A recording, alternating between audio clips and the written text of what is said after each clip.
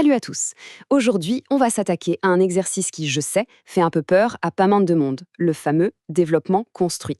Mais je vous le promets, avec la bonne méthode, ça va devenir beaucoup plus simple. Allez, on plonge dedans ensemble.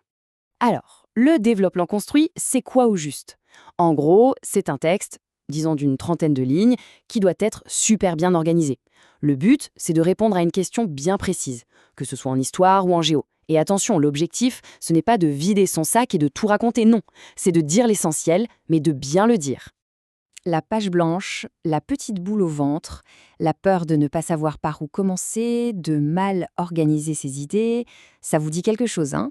C'est tout à fait normal. C'est une angoisse que plein d'élèves ressentent. Eh bien, cette angoisse, on va lui dire au revoir. Ensemble, on va voir comment, étape par étape, on peut transformer cet exercice en un vrai point fort sur la copie. Allez, suivez le guide. Bon, on attaque avec l'étape numéro 1. Et franchement, c'est peut-être la plus importante de toutes. Tout commence au brouillon. La règle d'or, on ne se jette jamais sur sa copie sans avoir bien préparé le terrain. C'est vraiment la clé du succès, croyez-moi. Pour que ce soit bien concret, on va prendre un exemple. Imaginons, voilà, on est en plein devoir et on tombe sur ce sujet de géo.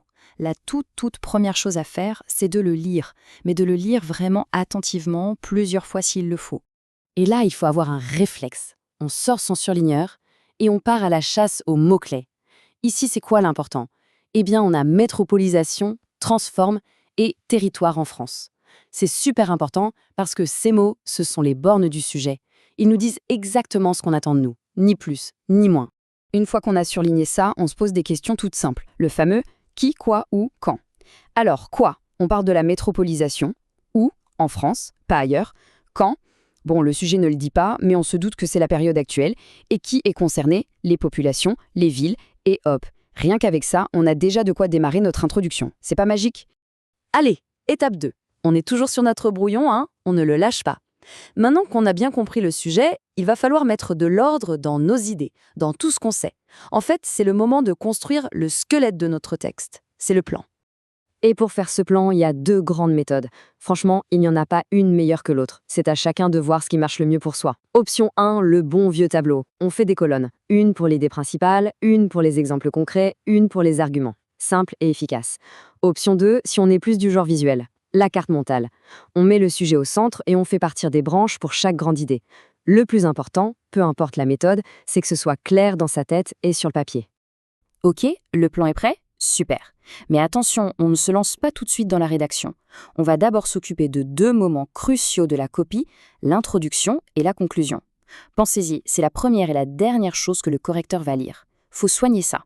Alors, l'introduction, on a déjà commencé le travail. On présente le sujet, on définit les mots importants, on pose le cadre. Et surtout, on la termine en reposant la question du sujet, si possible un peu reformulée. C'est ce qu'on appelle la problématique. Pour la conclusion, c'est un peu le miroir. On répond de façon courte et directe à la question, en 2 ou 3 phrases. Et pour les plus forts, on peut même finir avec une ouverture, c'est-à-dire une autre question qui montre qu'on a réfléchi encore plus loin. Et voilà, on y est. Le grand moment. On prend sa plus belle plume, on passe sur la copie propre. Là, pas de panique, on a tout ce qu'il faut, le plan, l'intro, la conclusion. Il n'y a plus qu'à assembler le puzzle en respectant quelques règles d'or pour que la copie soit impeccable. Ici, il y a 3 choses super importantes à retenir. D'abord, la forme. Il faut que ça respire. On saute des lignes entre l'intro, chaque grande partie et la conclusion. C'est beaucoup plus agréable à lire.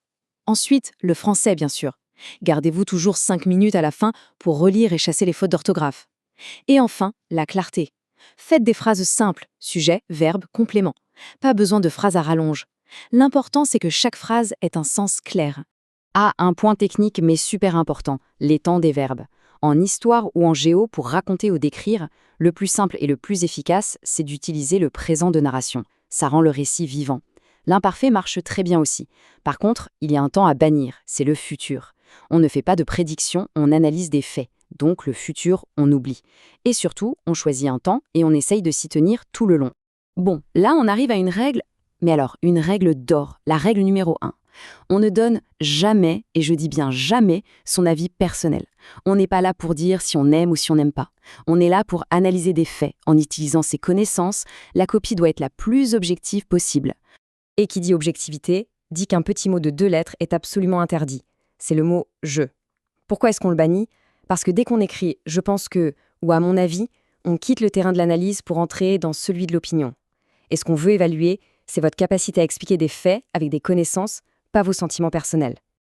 Et ça va plus loin que le mot « je ». C'est aussi valable pour tous les jugements de valeur. On n'écrit pas qu'un événement était horrible ou qu'une autre chose était géniale. Non, on reste factuel. On décrit les faits, on explique les conséquences, c'est tout. La neutralité, c'est vraiment sa meilleure amie pour cet exercice. Voilà, on a fait le tour complet de la méthode. Pour être sûr que tout est bien clair, on va faire un petit récapitulatif rapide des grandes étapes. C'est un peu votre pense-bête pour la prochaine fois.